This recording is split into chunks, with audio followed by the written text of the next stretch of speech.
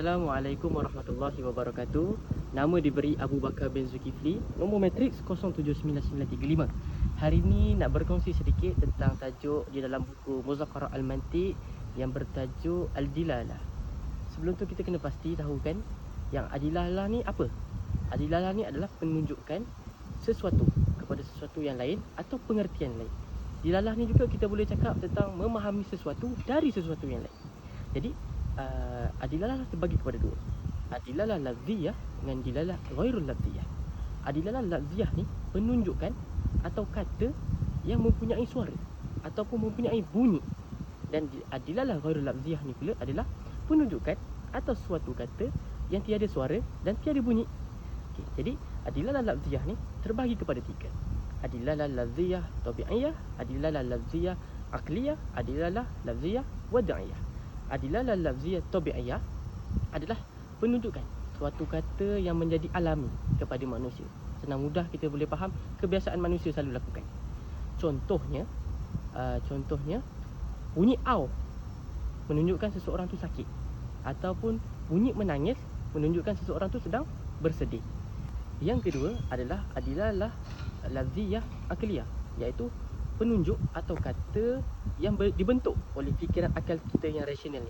Contohnya, bunyi ketukan pintu menandakan ada orang kat luar. Macam tu, nampak kan? Jadi yang ketiga pula adalah lafziyah wad'iyah, iaitu penunjuk kata yang mendapat persepakatan oleh semua orang. Contohnya orang Inggeris panggil pisang banana. Dapat? Jadi untuk adilalah ghairul lafziyah pula terbagi kepada tiga juga. Adilalah ghairul lafziyah tabi'iyah, adilalah ghairul lafziyah aqliyah, adilalah ghairul lafziyah wad'iyah. Apa yang dia masuk kat situ adalah yang pertamanya penunjuk atau suatu kata yang tak ada bunyi dan menjadi kebiasaan manusia juga. Contohnya, muka merah menunjukkan dia tengah marah ataupun tengah malu. Untuk adilalah ghairul lafziyah aqliyah ni boleh sama juga, penunjuk atau suatu kata yang tiada bunyi dan menjadi dibentuk oleh fikiran kita sendiri. Contohnya macam barang yang hilang tu menandakan ada orang yang ambil. Dapat? Yang terakhir pula adalah adilalah ghairul lafziyah wad'iyah, iaitu penunjuk atau suatu kata yang tidak berbunyi juga dan disokong oleh orang tertentu ataupun sekumpulan tertentu. Contohnya macam harian kita ni, kita selalu melalui lampu isyarat, betul? Jadi lampu isyarat ni ada 3 warna.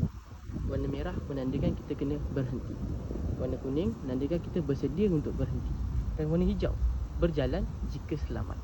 Jadi itu saja saya punya perkongsian untuk hari ini. Semoga dapat memberi manfaat kepada viewer yang akan tengok nanti. Jadi saya tutup dengan kalimah Assalamualaikum dan jumpa lagi. Terima kasih.